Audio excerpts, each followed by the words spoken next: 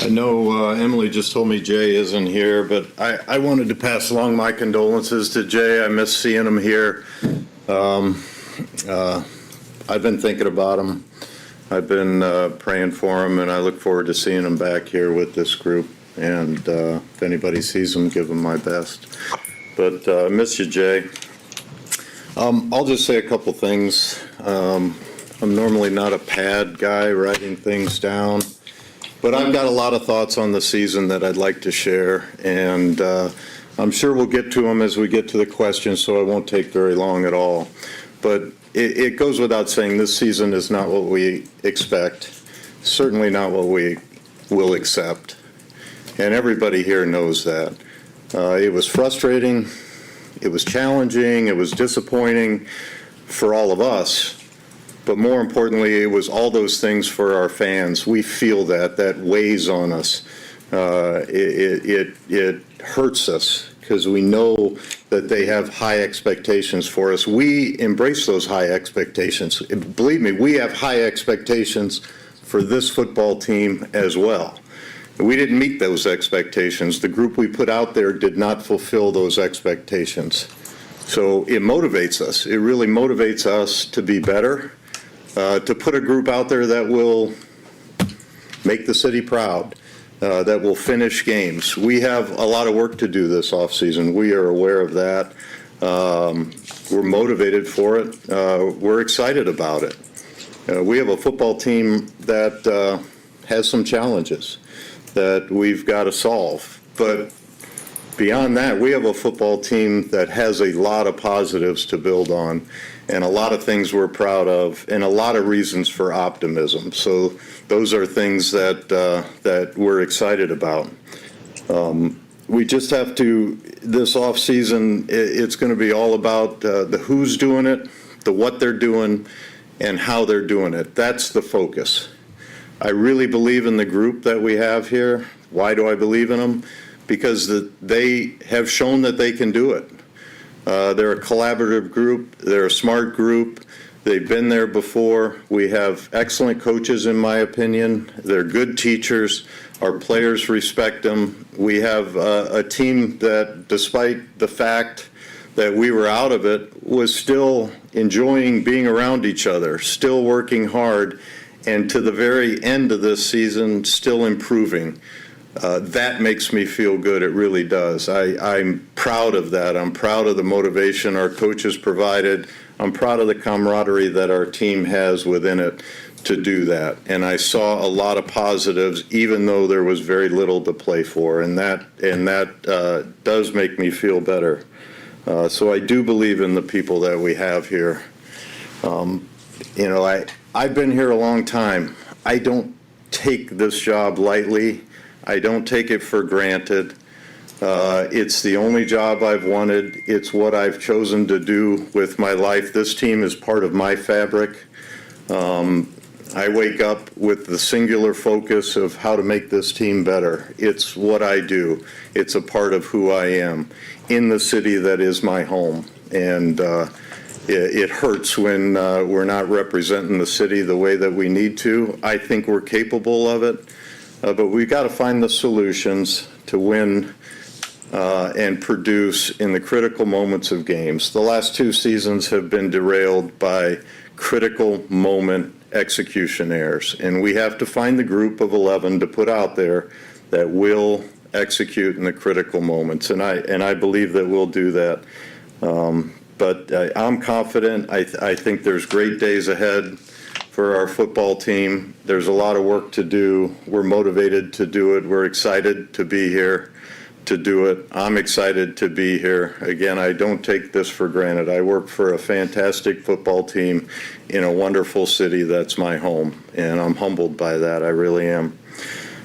So we have areas of concern, we have reasons for optimism, and with that, I will open it up to all of you, and hopefully we'll get to all those good areas. How do you find those players, that 11? What do you need to do to make sure that you field that team next season?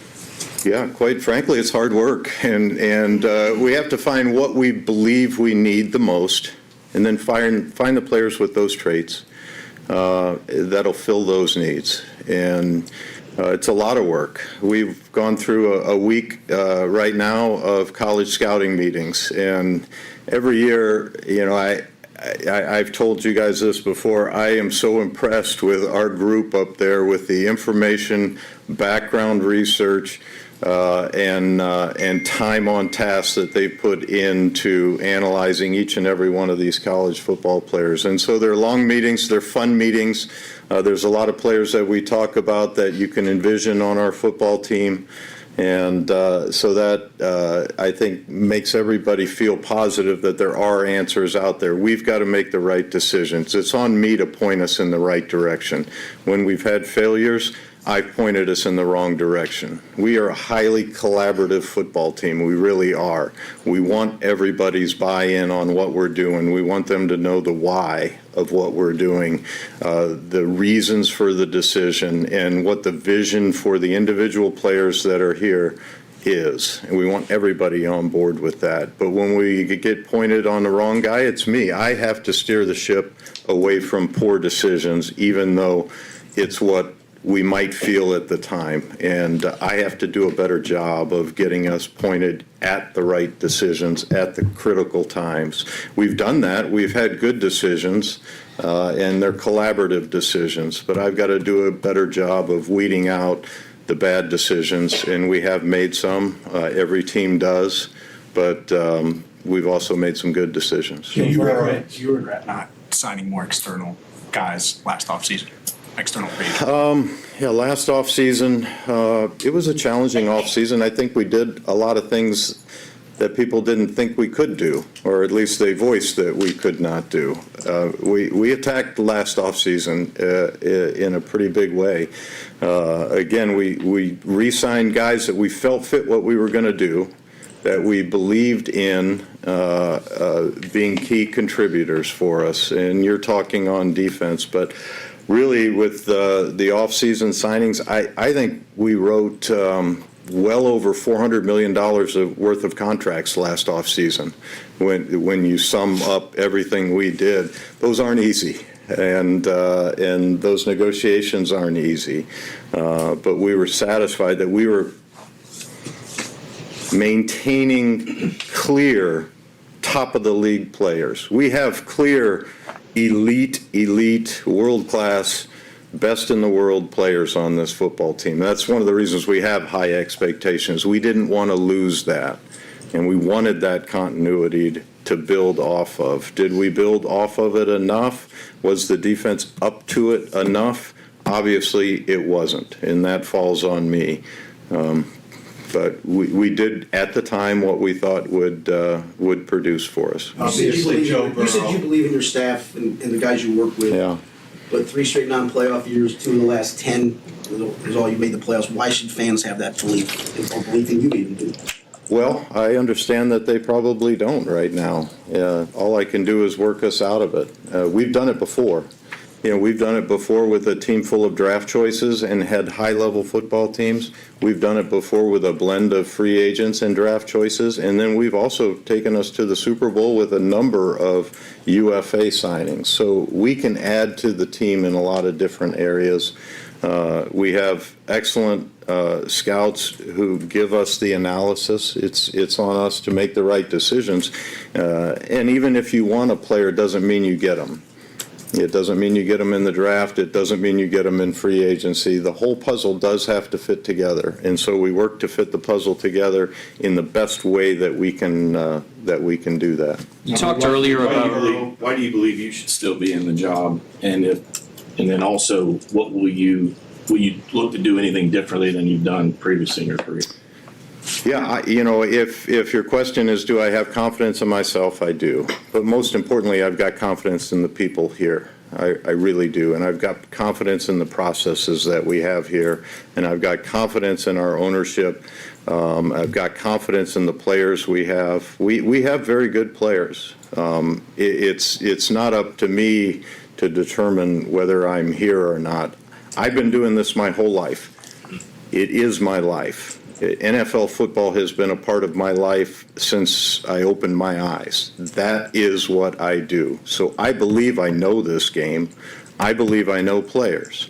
And I know for a fact that nobody works at it more than me. And it doesn't occupy anybody's mind more than this occupies my mind. I've seen it. I've seen it at high levels. We've had success here. I've seen it other places. I know what it looks like. But it's not about me. It's about our group, and that's what gives me the most confidence. It's about what I've seen in our group, not only in the personnel area, in the coaching area as well, and in what we have in the locker room right now. Well, you went as far as to say you thought you had a championship team going into this season. Absolutely. Is there? We still have a championship team in my mind. We have elite world-class players. We had a lot of challenges this year, a lot of challenges. We didn't navigate them effectively enough. We navigated some of them as effectively as you could, and then we had challenges elsewhere.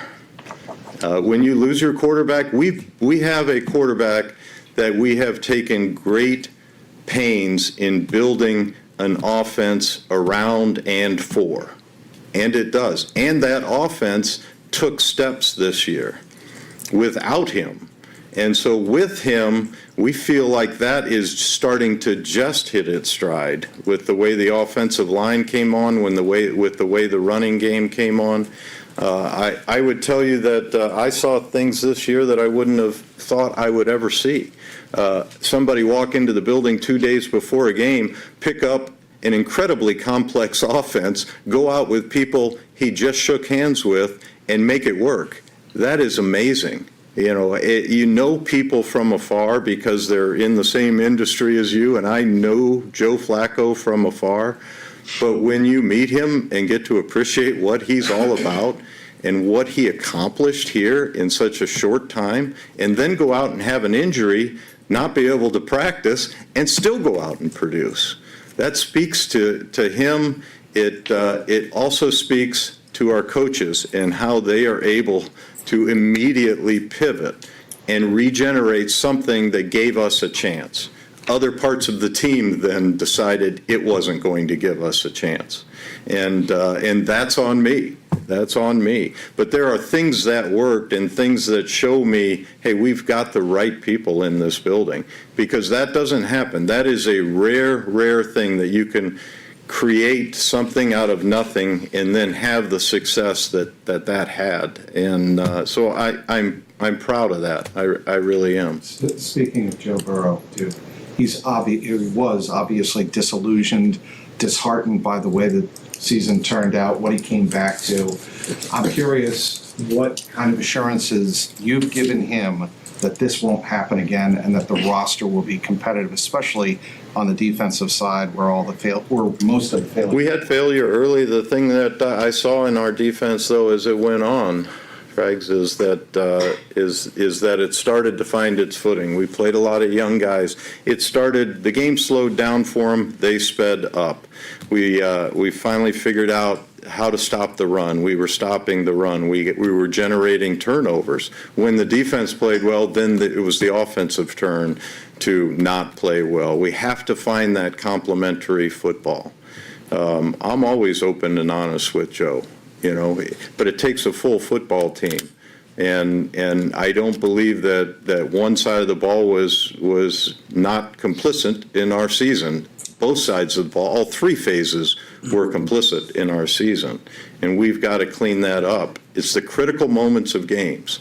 When one side is doing well, the other side has to take advantage. The main example of that was Miami. We went down there, we generated turnovers, we scored touchdowns. We generated turnover, we scored touchdowns. It's complementary football. We didn't have that a lot this year. We need to find that. You talked really earlier do. about Fans are, this, fans are upset. I'm here kind of representing fans. I'm not a sports group. Yeah. They want to know a few things. What are you going to specifically do in the offseason to create a championship team immediately? Will you beef up your scouting department, which you are very proud of, but will you beef it up to be more in line with other NFL teams? And will you insist on an offensive play caller? Because their ticket prices are going up. They're looking at mediocrity. And they need some assurance that some of these things are going to be addressed. What was the second part of that? Offensive Will you- play calling? offensive play caller they'd like, they want your scouting department beefed up, and they want to know like what other issues, what other things internally Yeah, you're the gonna- specifics of the offseason, we're still going through that right now. We're still debriefing the season. We're still analyzing each and every player on our roster, where the needs are. We have a good feeling for where that is. I wouldn't outline exactly, we're going to bring in, Paul over here, and he's going to play, 3 technique for us.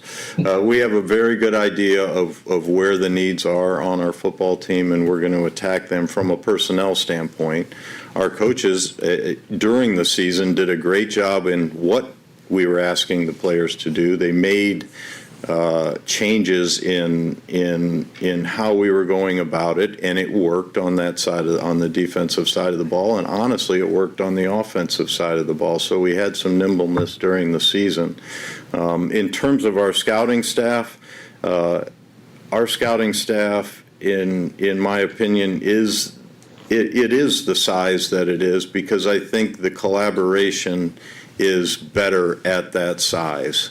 We have never lacked for information on a player. There's never been a player selected that we didn't know anything about. There's never been a player selected that we didn't have multiple reports and large background on.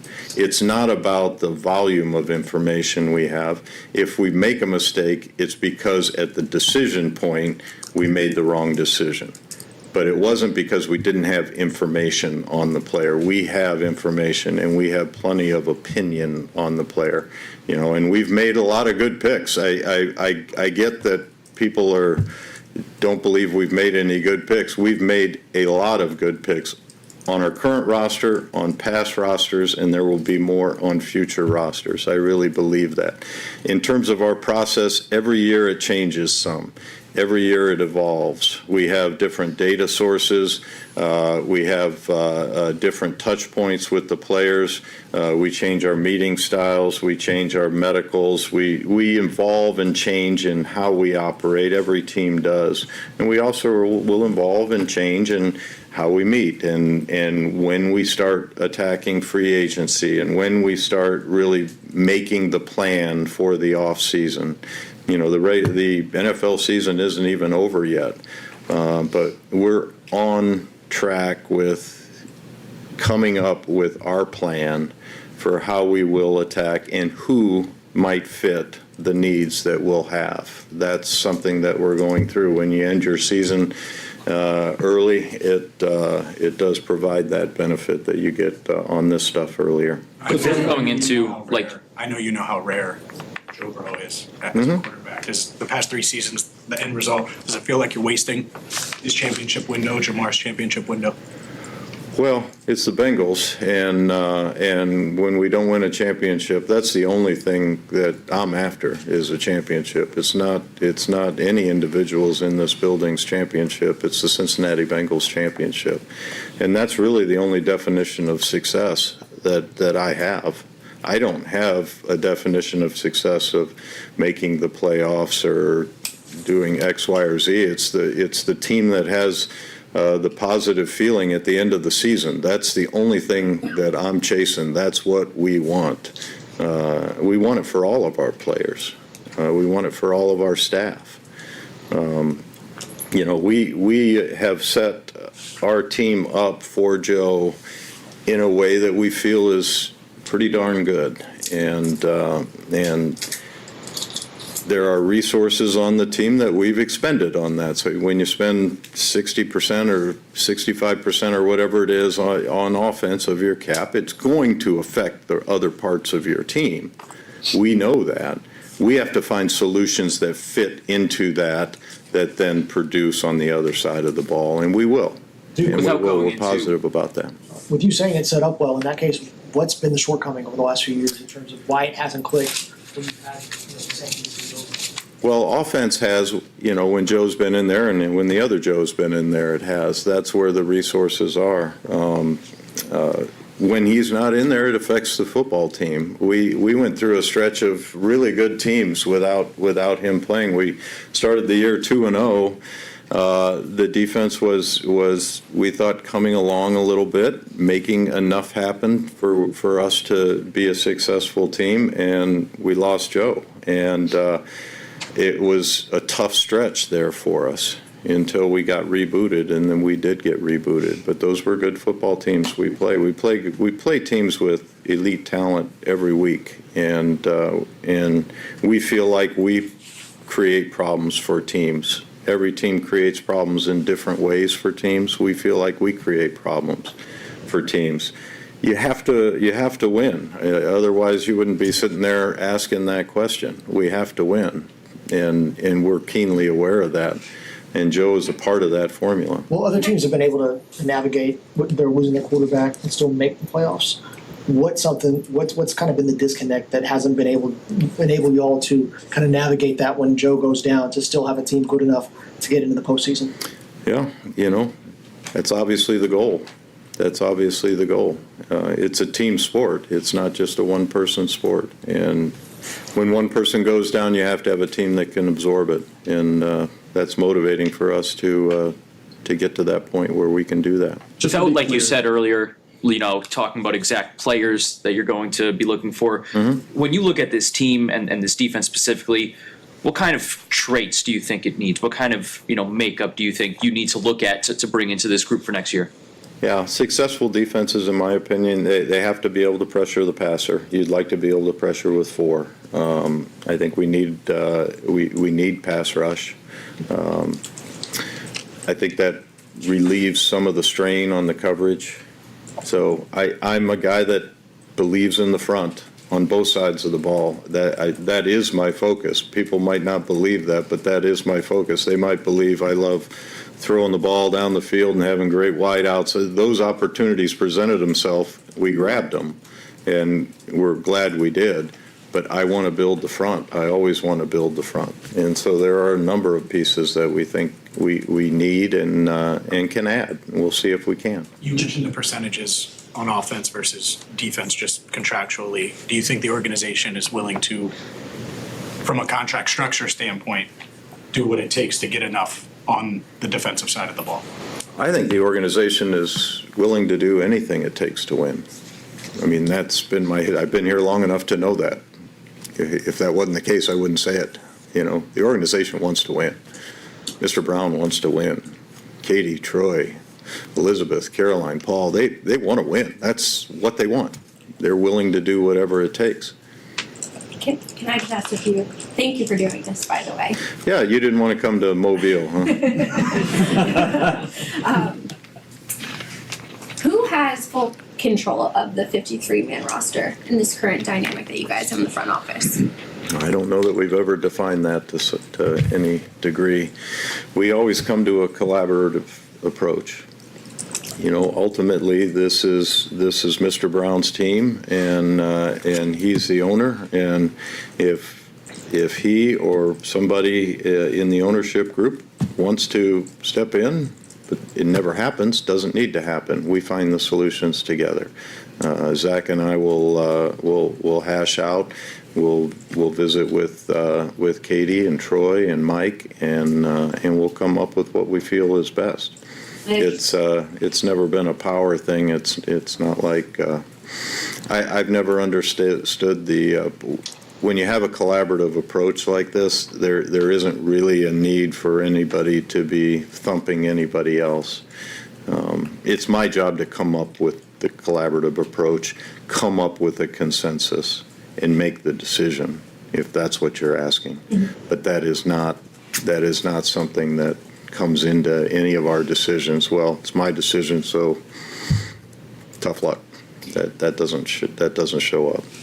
I have 2 more for you. I know you've talked about the growth that you've seen on defense and the complementary piece of it that you were missing as a team this year, and how defense played in those first 2 weeks. But for 2 years now, statistically, when you look at the whole year, obviously Bad. this year, 30, and last year I think 25. And Dug a big hole. It's hard to get out of a big hole. and we dug a big hole. What do you feel like you're missing most? I know each year is different, but when you look at what you're missing. Depends on the part of the season that you talk about. Even this year, within this own season, it was different. We really struggled to stop the run, and that opened up everything, else in an offense. We played good offenses. It's not an excuse. We also, had to play large stretches without our high. We actually, it was the highest paid guy on both sides of the ball that wasn't out there for us. And you need your closers and you need your aces when it comes down to the fourth quarter and you need a stop.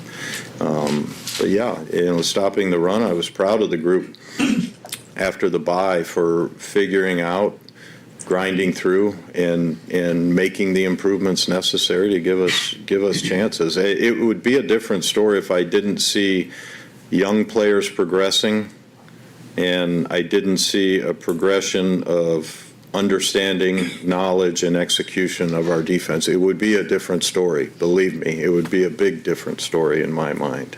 But the reason that it's not is because I see growth. I see growth in a 24-year-old Miles Murphy and young corners who have taken the jump, and Jordan Battle who have taken the jump. The one thing we really need is we need those guys or somebody else to take on a leadership role and demand the accountability and demand the execution. We need more leadership. We have tons of leadership on the offensive side of the ball. We need multiple people to step up and lead that group from within our team. And it could come from the outside, and it could come from from the inside. We can get improvement from both of those areas. We can get improvement in play from the inside, which I see happening, and we can get improvement from the outside, be it the draft or free agency or however we want to attack it. In the collaborative approach you talked about, if all the different voices are saying all different players, and is it then your voice that comes in and says, we're taking Amarius Mims with the first round pick? I'm choosing as an example. Yeah, it never gets that guy in for it never gets to that because the conversations are never that haphazard. The conversations are directed, focused, more along the lines of these three players and how do they fit and what's your vision for them and does that match my vision and does that match Zach's vision? And so they're focused conversations. They're not. It's not everybody walking in with any idea that they ever thought of the night before. It's focused conversations, and we come to a collaborative judgment on what is the best way to go. Has it ever come down to that, like two guys that are being considered, and it comes down to basically you say, sure, it's my job to say this one, not that one. But it does it. We work it out. I mean, we work it out and get everybody on board. When we make a wrong pick, it's because I let it get out of whack. Just to clarify from earlier, there is no plan as of right now to expand the scouting department this offseason. Is that correct? This offseason, no, we're right into it right now. There's a lot of work that's been done. Our guys are great. We have fantastic scouts. They work in every area. They are well known around college football, around pro football, and they give us what we need. In your mind, Duke, there's so much concern about Joe Burrow and his happiness or unhappiness, his unrest from outside the building. Yeah. How much do you allow his voice to carry weight in off-season decisions, and sometimes based on whether or not he feels like it's going well or not going well? Well, I enjoy talking to Joe. I'm open to visit with any player, and I have visited with multiple players over the course of the season, and I always visit with Joe. And does his opinion matter? Yes, it matters to me. It does matter to me. He's part of the collaboration, Quarterbacks are that way, particularly ones at his level, and particularly ones with his intellect and what he has to offer. He's got a pulse of our team, and I want to hear that And so I enjoy talking to him. I enjoy hearing his opinions. In terms of, when we were in LA at the Super Bowl, everyone was happy. Guess who else wasn't happy this year? Me. I wasn't happy. Nobody's happy when it's not going well. I think Zach mentioned it. It's Paul Brown's famous quote, winning makes believers of us all. Winning makes believers of us all. We want to get back to the happiness we had out in LA at the Super Bowl. And we feel like we can, but we're not there yet. To follow up on what Jeremy, Does that include potential guaranteed money in year 2 or year 3 for potential free agents? If You're wanting contract specifics on what we're going to do it depends on the player. It depends on the player and what's required. to Like follow I up, said, we'll do what's required if we have to, to secure a player that we think can help us win. he was asking about Joe and his happiness. You mentioned there's been growth defensively, seeing players grow, but I think there's concern, Duke, about the timeline of how long it takes for players to progress in growth and then meet the window, right, of Joe Burrow, Jamar Chase, Yeah. and T. Higgins. We saw the difference that free agents can make in 2021 when you supplemented the defense with ready-made difference makers. When you talk about philosophy of the offseason, you have this window, you have these pieces. Will you attack free agency differently, knowing how it paid off in 2021 and knowing that this defense needs ready-made It can difference definitely makers? work that way. It can definitely work. These are conversations we have. How it works out, there's not 25 guys you could sign. There's 31 teams all looking at the same guys. You got to identify the right ones, then get them done. And you're talking about, B.J. Hill and Larry Ogunjobi and Trey Hendrickson, all guys brought in by our scouting department. All guys identified by our scouting department, recommended by our scouting department, and all worked out well. Can that happen? Yes, it could happen. We got to find the right guys. They got to be available to us. They got to be open to coming to Cincinnati, and we've got to work out the contract. Those are all ifs. We're not there yet. We're not sure who's available, what the options are. But yes, we're open to improving our football team in any way that we can. You mentioned how good that 21 class was. Why haven't y'all hit in the same way in free agency? Well, I you know that there's can't- financial constraints, yeah. but still in some of the spend areas where you can spend, why haven't you been able to? Again, year over year, you can't build your team in free agency. It's just not a sustainable process. You have to have your young guys come on. You have to.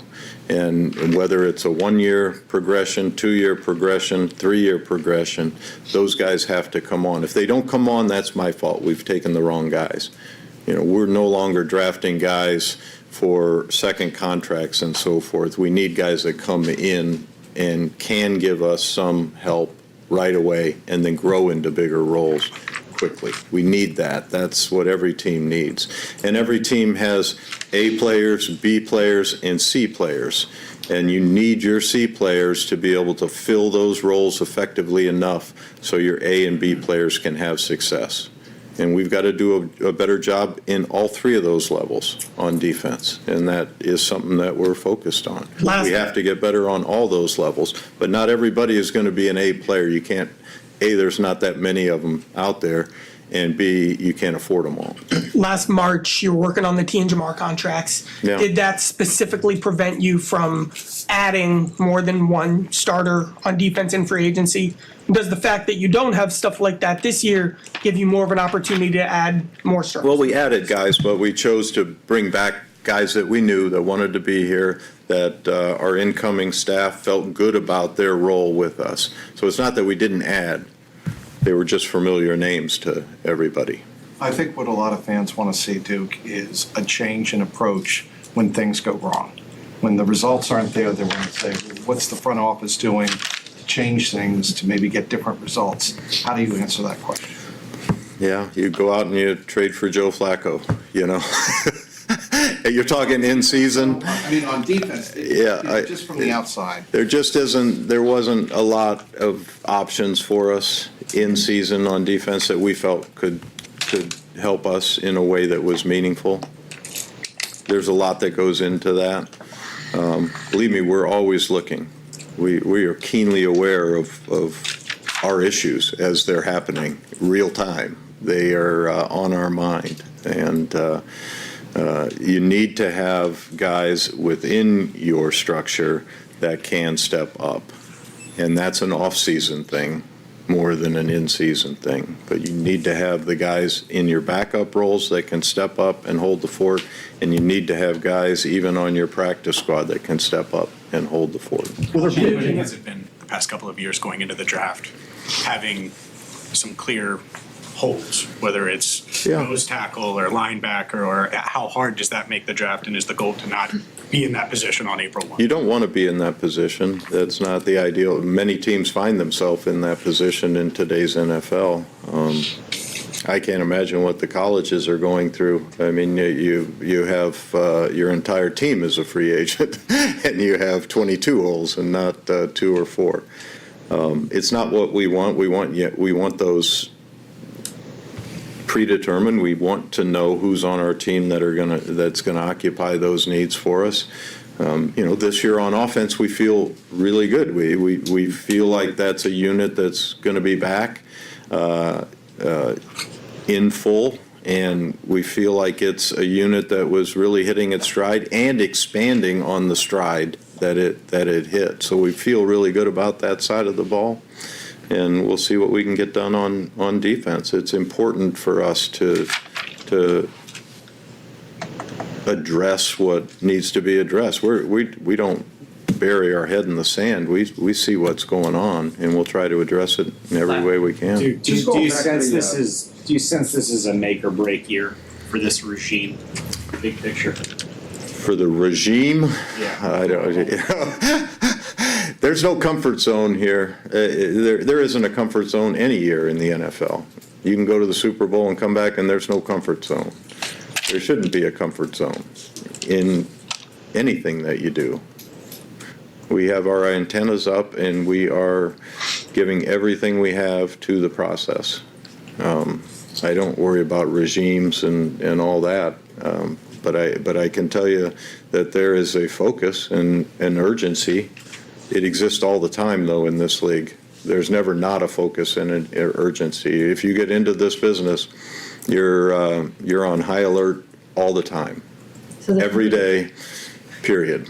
When you look at the 12 one-score losses over the last 2 years, you're on the sidelines. It irritates me. It really irritates me. You have to find ways to close games, and that has been our number one problem, is when it comes time to close the game, we haven't closed it. And so how do you get over that hump? When we take the field against any team in this league, we can win. And that team we're playing knows it. We don't go out there and get pummeled. We are in it, and a lot of times should win it and then don't. I think that last game against Cleveland is just a microcosm of what we've had. The defense goes out there and really pitches one of the finest games you could have, and instead the offense gives 14 points up, and we lose the game. And so there has to be some complementary football in there. But it's very frustrating that we've lost so many close games. Incredibly frustrating. Had we just won our share of those, not more than our share, we'd be talking about at least having opportunities in the playoffs, which is where we feel we should be. And I know we haven't shown that, and I'm not asking anybody else to feel that way. But within this building, we know we should be there. How much of that falls at the feet of the coaching staff and Zach? It falls at all of our feet. It falls at my feet. It falls at our players' feet. We put a lot of work into getting, the technique taught, and then the technique isn't implemented on the last play of the Chicago game, and you end up where you end up. There's a focus and a strain and a finish that we have to instill. Winning is not easy, and we have to get to the point where that focus, strain, and finish is in our DNA, and our players have to understand that. And on this snap, I'm playing the right technique. I'm not doing my own thing. I'm not, and we've just had a mistake. 1 of 11, or 1 or 2 of 11, have catastrophic results for our win-loss record. it's not an excuse, it's the reality of what's happened. And can we get better? Yes. Do I have a solution? You know, it's every part of our team. You know, it happens on special teams from time to time. It happened on offense against Cleveland. It's happened on defense against Chicago. You know, so is it frustrating? That's why I opened with, it's frustrating. And it's frustrating for our fans. It's frustrating for us. I hate that it's frustrating for our fans. We have to get over that. Every person in our locker room, on our coaching level, and in our front office has to understand that when it comes time to win a game, you have to believe, and you have to strain, and you have to finish. It's been our biggest problem. I appreciate you identifying it, because yes, it's very irritating. How far is the level of talent on this roster right now, as currently constructed, from being enough talent to win the Super Bowl in your mind? Depends on which side you talk about. I think we have emerging talent on defense. I don't think we're there. But I think we have guys that can grow into being there. On offense, I would put our talent up against any team in the league. And it's better than most. Now, it's got to stay healthy and produce and not score 9 times for our opponent. But yes, I would put it up against any team in the league. So are we there? Yes. We feel like we're a championship caliber team. We're 6-11. I'm 6-11. How could you feel that way? You're an idiot. Well, that's the way I feel. So last year, like you mentioned, number of contentious negotiations in recent years that have gone on and brought drama and inflation to some of the prices. Do you guys feel, especially with this 23 class you have coming in, a need to be a little bit more aggressively proactive in trying to get extension done early to avoid some of the pitfalls of the drama that's gone on over recent years? Yeah.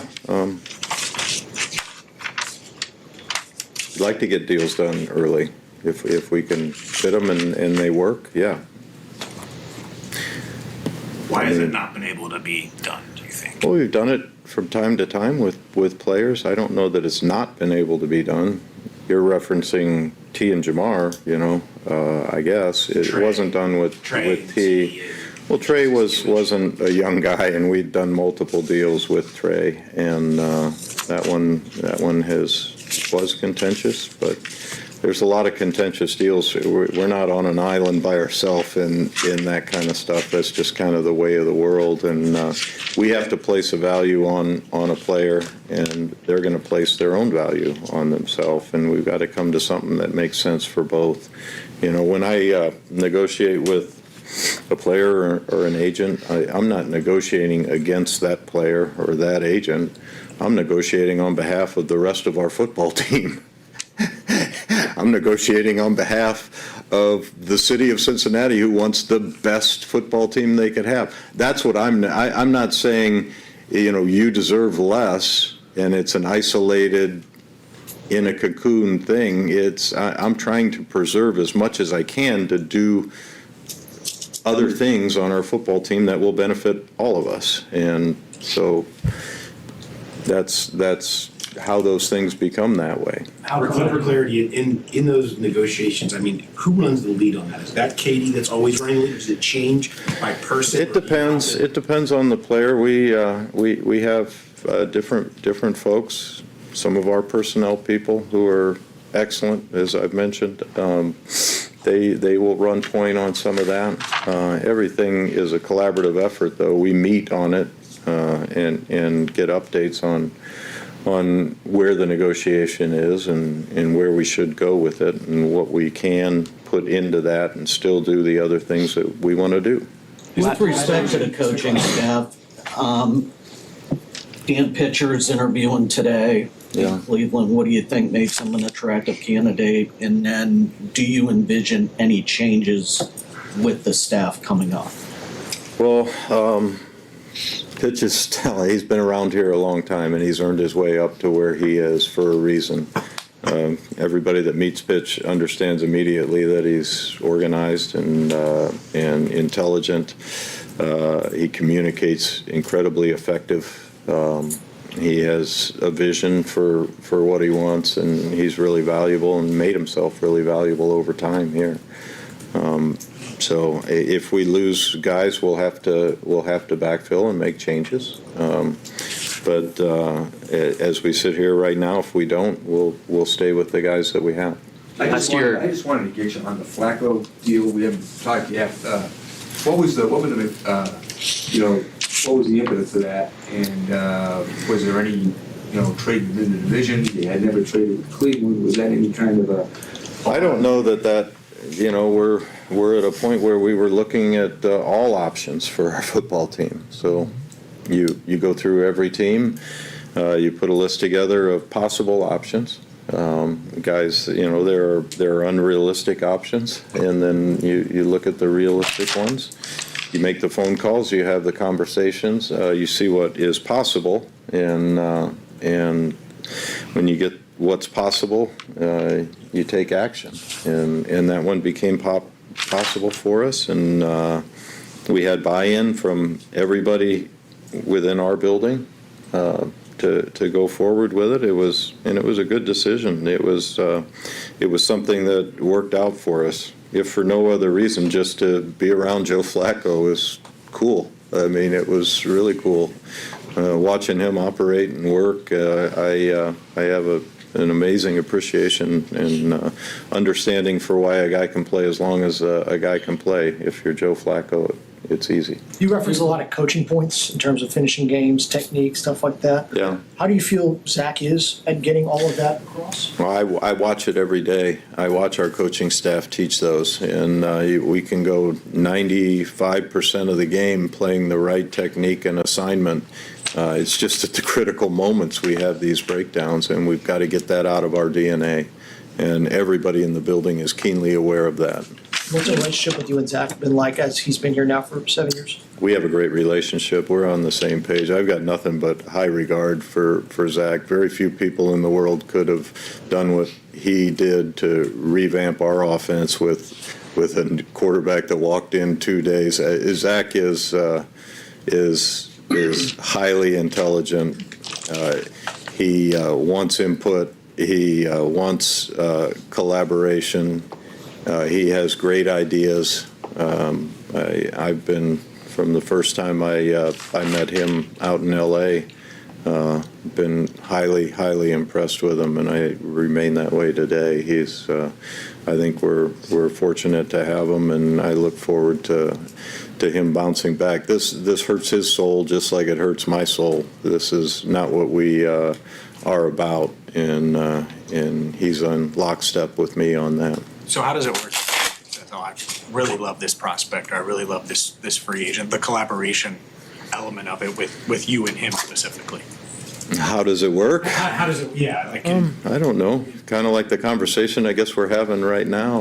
We just talk it through, and what are the elements that you see in this guy, and how will he be used here, and here's the things that I don't think he can do. Can you get by without that? Here's the examples of it. We watch tape as a group, and there's a lot of ways to work the collaboration that brings people on board that might not be on board. You mentioned a few minutes ago that you understand that the fans are frustrated. You're frustrated. Yeah. Do you believe, and have you seen this? Can you give us an example? Does the family understand how frustrated, in fact, I would say teetering on disheartened that this fan base is at this point? Well, there's nobody in this building that doesn't understand that. We feel it. I mean, we're the same way. We're disheartened, but we're disheartened for them being disheartened as well. We want to make the city proud. That's what we want to do. We have the greatest fans. I mean, they are passionate. They understand football. They really do. I get calls, emails, sometimes text. I didn't know how that got out, but a lot of thoughts and ideas on how I can improve, and sometimes those are appreciated, but it gives me an appreciation for the fans' level of knowledge and level of thought and buy-in for what we do. That's important. Not every city has that. I'm not going to name them to call them out, but not every city has that community-based, fan-driven experience like we have. It's a very special thing, and our fans are very special to us. Last year, there were a lot of re-signings, and then you've talked a few minutes ago about the emerging talent on defense. Going into this free agency, will you be looking to bring back some of those defensive players that are free agents, or is it kind of a moving in a new direction, trying to find outside players to come in? Yeah, we're going to weigh all options. I'm not prepared, even if I was willing to share exactly what we were going to do. I don't know at this point what we're going to do. We're still working through all those options. But it'll be important for us to make the right decisions. It'll be very important for us to make the right decisions to improve our football team, particularly improve our defense. Our defensive staff is really impressive because they know how, so we don't have this, so how do we adjust? So we don't have this, how do we adjust? So we don't have this, how do we adjust? And you saw that as we went through the season, their ability to adjust when you don't have everything you need. And every team does this, but you have to have guys that are able to do that and then start to right the ship. Believe me, if I didn't see us righting the ship, if I didn't see players evolving within what we do and playing faster and feeling an energy about them and a desire, even though you're last in the league, there's still an energy and a camaraderie about what you're doing in the locker room, on the practice field, the night before games. There was a positivity and a growth that happened in the midst of what could have been a nightmare scenario where everybody's pointing the finger at everybody else and you go the other direction. When you're that way, you're going one of two directions. We went the right direction, and that's a direct reflection on Al's coaching and his positivity, and that's what gives me hope that we'll get this thing figured out. We need an increase in talent on that side of the ball, and there's no question about it. We'll take a look and see how much we can get done. Does the success of the Flacco trade, and then you also we're talking about the close losses, does that set maybe a new precedent for being more aggressive in end-season trades moving forward? I don't know that we've ever been opposed to them. They just got to be right, and they're rare when you start counting them up. And the ones that really matter are even rarer. A lot of times they're this nickel for that nickel, and nothing comes of it for really either team. We're not so interested in doing that type of stuff as much as when there is a need and an opportunity, even though there's not a need. Those are things that we'll look at. We look at it in the draft. We look at it at the trade deadline. We'll look at it at the offseason. We're going to look at every option to add to our football team. And sure, when things work out, maybe it gives you a little more belief that the next one will. What priority is there, Luke, on bringing back DJ Turner and Dax Hill, or at least extending them at this point? Yeah, I think both of them would be guys that we would. What they showed this year is that they're pretty high-level cover corners. They have the skill set that we thought they had. They've developed the way that we thought they would develop, and I was impressed with Dax coming off of his knee injury, and you could just see the confidence grow as the longer that got in his past, and really proud of the way DJ grew both as a leader and as a player. Those guys, we're fortunate to have them, and those are guys to build around. Cornerstones of your defense, would you say that's pretty accurate, or? Yeah, in terms of homegrown talent, absolutely. Those are guys that should be feeling like they're leaders and cornerstones. We need more stones. Joe Burrow was pretty adamant about, he praised the personnel and the coaching and things of that nature, but he said something's got to change for us to get back to the playoff team. In your mind, what needs to change? Our record. and not to be, our record. We need to win games that we should win instead of finding ways to lose games that we should win.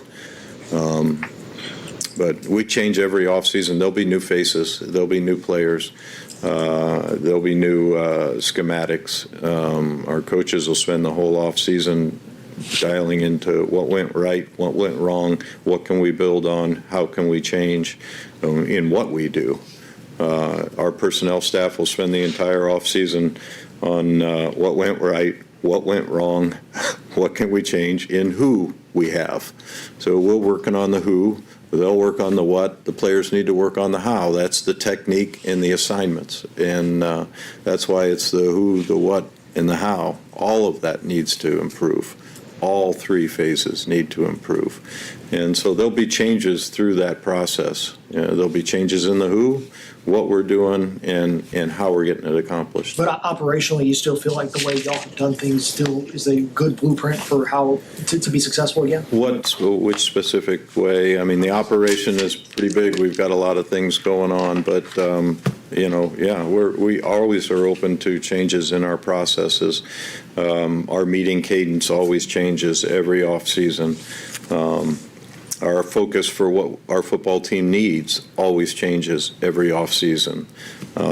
How we're going to go about collecting what we need changes. So, we're a pretty flexible organization in how we do things and really who's doing it too. Over the past couple of years, have you looked back or found yourself looking back and saying, dang, we should have kept Jesse or DJ would look nice out there right now, or anything like that with past well, the reality of our league is that you can't keep everybody, We got DJ from somebody. Do you think they still would like to have him?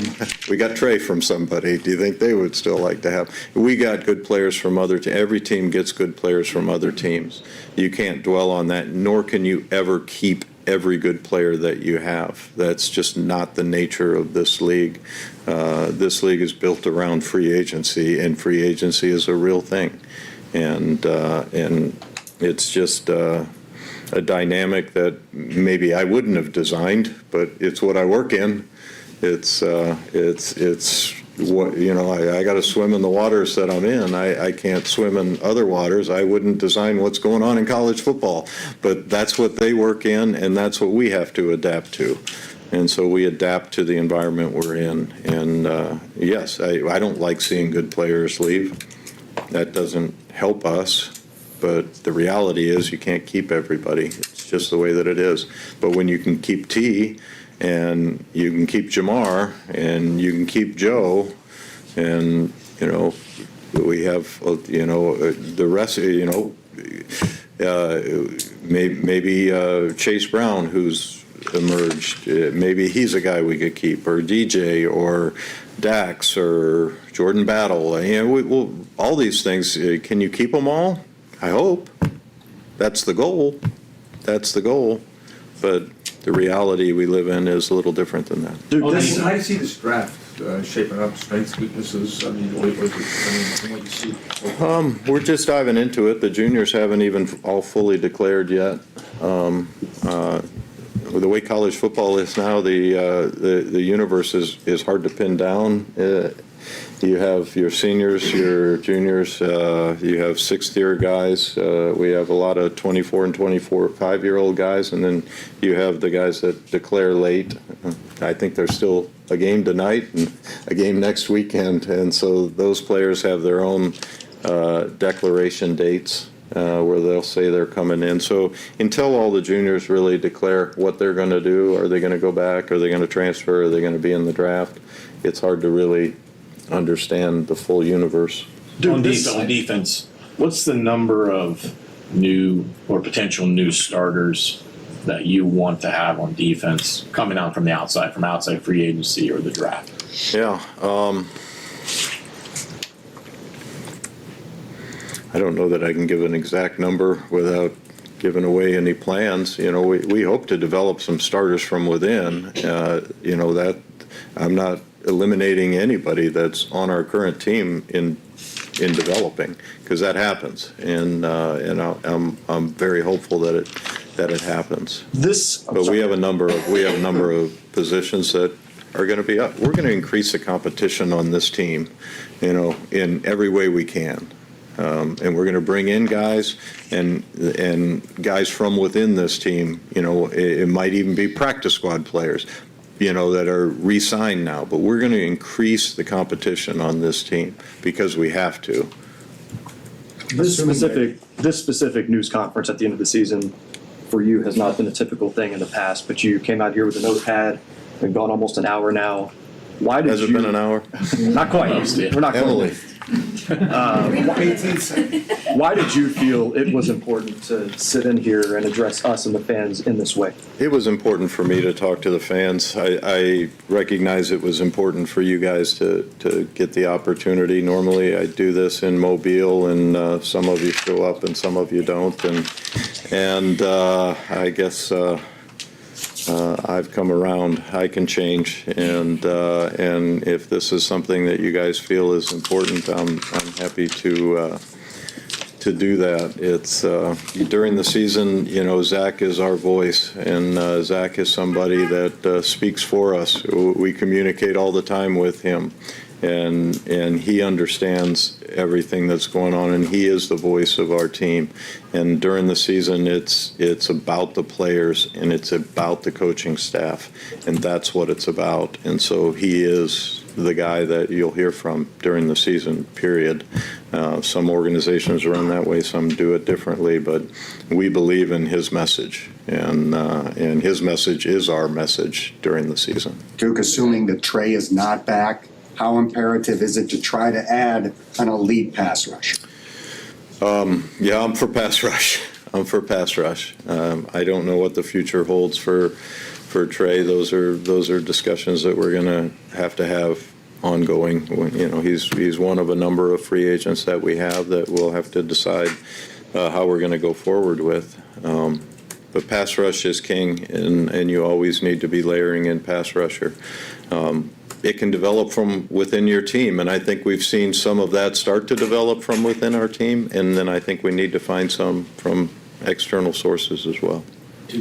Going back This to is your going to be the first, last question. okay, going back to your first conversation with Al last year through playing two rookie linebackers next to each other most of the year, what in your mind went wrong in the linebacker room, and do you feel like there was misalignment with understanding what Al needed that maybe you have a better view of now going into the second season? I think I'm always getting clarity from what we're trying to do with our coaches, but we meet before we go, and linebacker was a need for us, and to be quite honest, what we saw in our young guys, they were starting to eat into the playing time of the veterans we had, and Al had a lot of confidence in those young guys. The growing pains that we saw this year are going to pay off because we saw them this year. It's not always fun while they're happening, but those two linebackers that when they first started playing to when they finished the season versus Cleveland out here are night and day, and you can see exactly what the vision is for those two guys. And we're always talking to Al on what he wants to be. The great thing about Al is he can be a lot of different things based on what he has. That's what the best coaches do. That's what he did at Notre Dame. Here's what I have, so here's what I'm going to do to maximize what I have. And then here's what I'd like to be, and it's our job to try to build towards that vision. Thanks, Duke. Yep.